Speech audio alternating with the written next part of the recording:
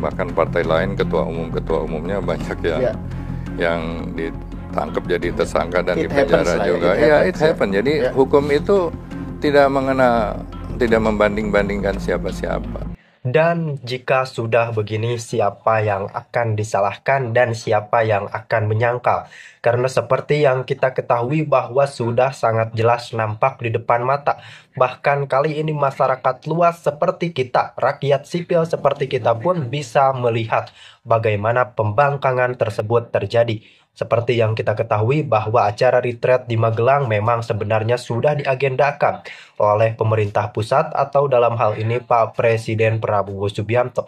Namun kenapa ada pembangkangan seperti ini padahal mereka ini sudah dilantik mengucap janji setia kepada NKRI.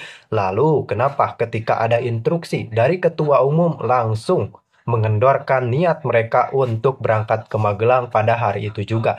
Padahal seperti yang kita ketahui bahwa itu pun surat edarannya sangat mendadak berkaitan dengan penahanan Hasto.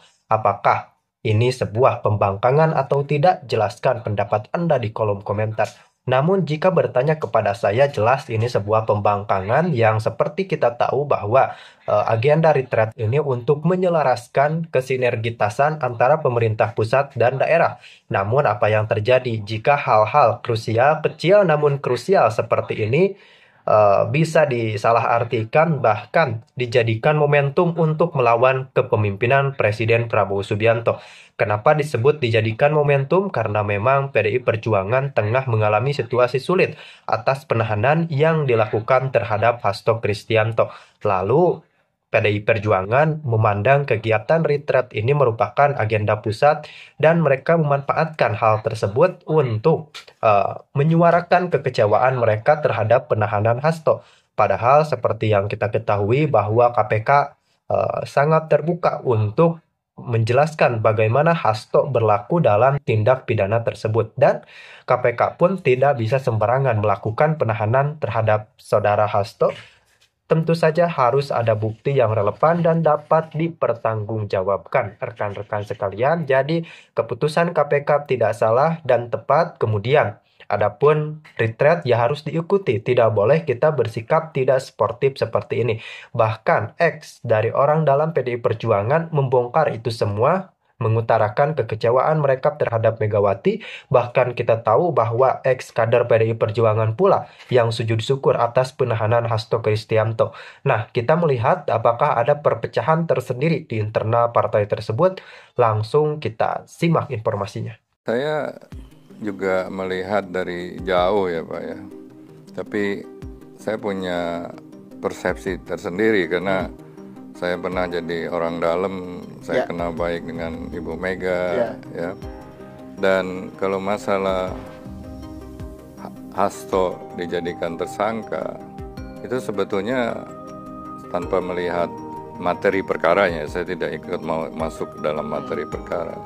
Itu sebuah hal yang wajar ya, bahkan partai lain ketua umumnya banyak yang ditangkap jadi tersangka dan dipenjara juga. Ya, it happen. Jadi hukum itu tidak membanding-bandingkan siapa-siapa.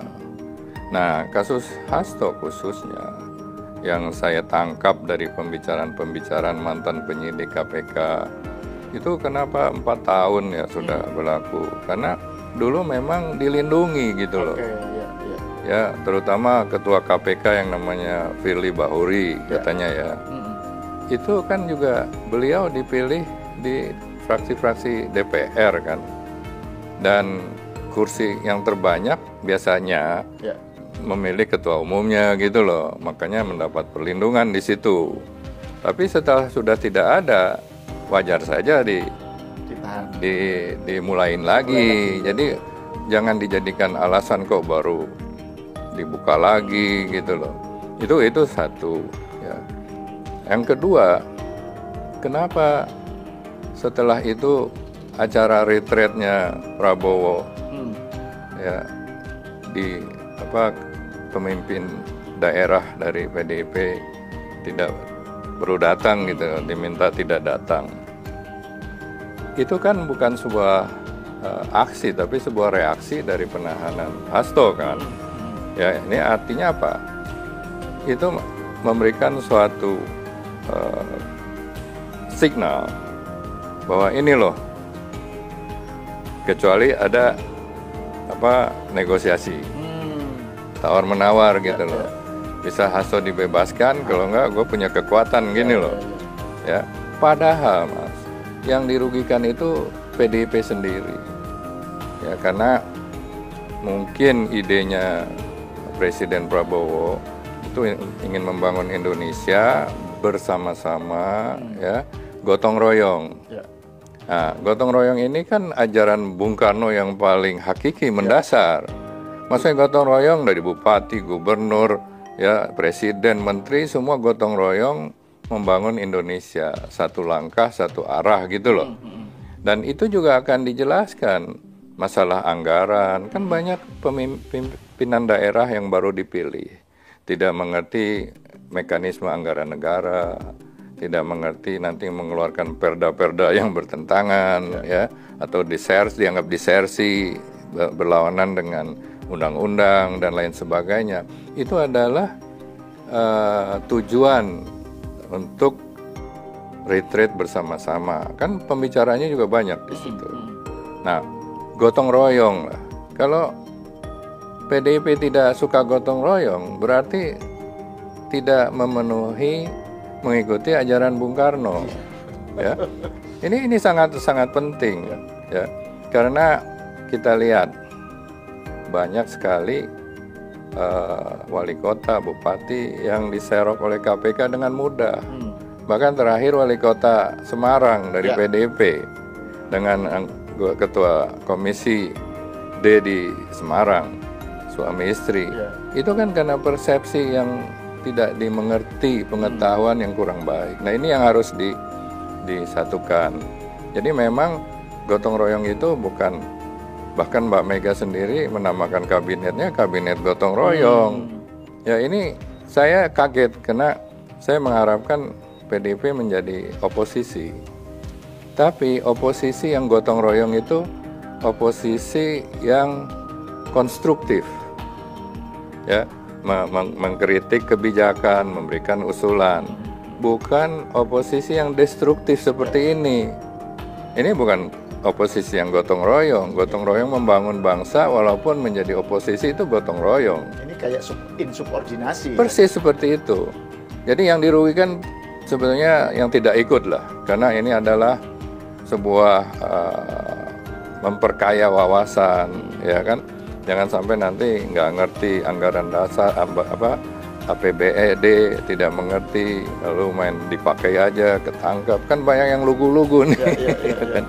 Nah itu yang saya kira prosesnya kenapa dilakukan.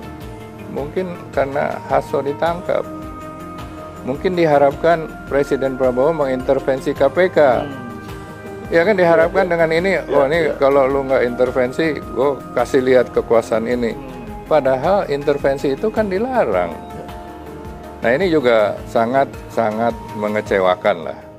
Ya, saya kira memang juga saya lihat di PDIP itu yang mengatakan ajaran Bung Karno, bahkan Hasto kasih lihat bukunya.